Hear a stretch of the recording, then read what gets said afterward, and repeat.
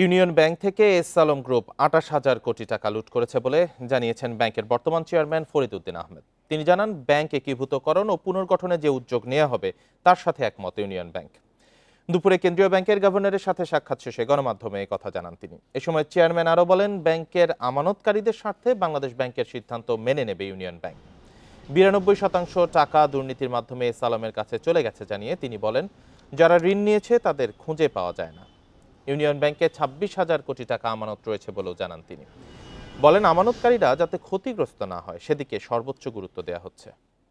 S আলমের গ্রুপের এখন যে আউটস্ট্যান্ডিং প্রিন্সিপাল বিভিন্ন সময় থেকে তো নয়, এটা এখন প্রায় ২৮,০০০ কোটি টাকার মতো দাঁড়িয়েছে। ধরুন নেট অফ করলে ২৬,০০০ কোটি টাকার কম নয়, এটা শুধু ওনার কাছে পাওনা। এবং এই পাওনার পিছনে যাদের নামে এই বিনিয়োগগুলি বা ঋণগুলি লেখা আছে তাদের খোঁজও পাওয়া যায় না।